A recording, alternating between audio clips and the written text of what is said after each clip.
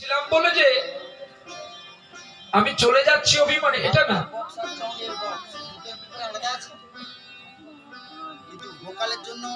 তাই তোমাকে আমি কি বলছি শোনো, আজকে তুমি আমাকে ছেড়ে দাও, আমি আজকে গিয়ে কংসকে নিধন করে কাল তোমার কাছে এসে আমি হাজির হব। বধূ সত্যি বলছো? আচ্ছা রাধে, তোমাকে আমি এত ভালোবাসি, আমি এত ভালোবাসার মাঝখানে যে তোমাকে কি বোঝাতে পারবো? আমি এত যে তোমায় ভালোবেসেছি, তবু মনে হয় কি জানি কিছু না, যারে এত ভালোবেসে আমি পাইনি হৃদয়।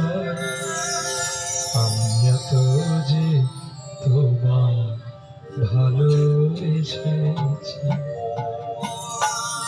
রাধে, আমি যে এত ভালো তোমাকে বেসেছি, সেটা কি তোমাকে যদি আমি হনুমান হতাম, বক্ষ ছিঁড়ে দেখাতাম যে আমার বক্ষের ভেতরে শুধু আছে রাধে, রাধে ছাড়া আর কেউ নেই। তাই বলছি তুমি আমাকে ছেড়ে দাও রাধে, আমি তোমায় কথা দিলাম। বাহ, রাধে নিজের ভুল বুঝতে পেরেছে, রাধে সরে গেল আর গোবিন্দ রথে উঠে পড়েছে, আর রথ চলছে কুট কুট কুট কুট করে। কোথায় যাচ্ছে রথ? মথুরায় চলছে। আর এদিকে বিরলে বসিয়া রাধারানী ফিরে গেলেন বাড়ি। একদিন গেল, 2 দিন গেল, 3 দিন গেল, আর গোবিন্দ ফিরে আসে না।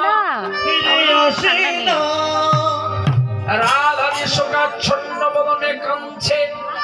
একদিন বৃন্দাবনের পথ দিয়ে ঢেকিরি বাহনে নারদ উড়ে উড়ে চলছে।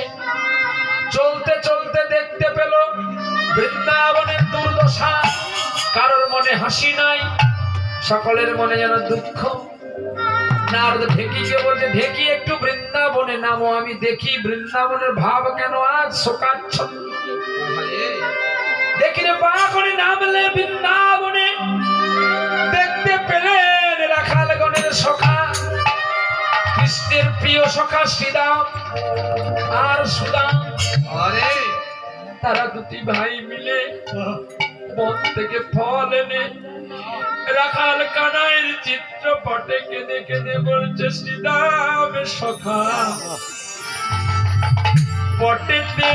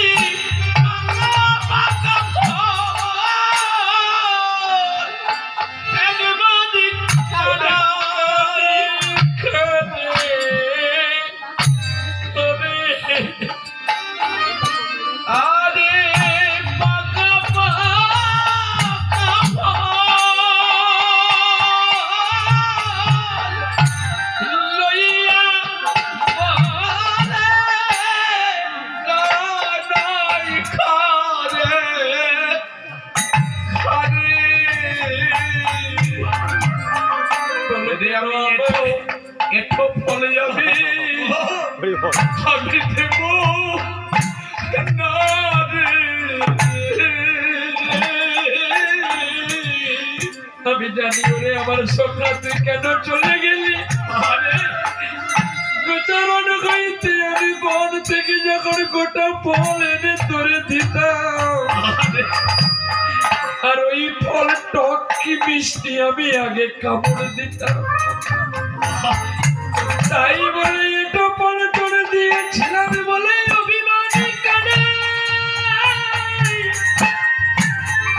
তুই মানে করে আমাদের চলে গেলি আরে এঠো ফলে তোরে আমি দেব তোদের তো আমরা তোদের দেব না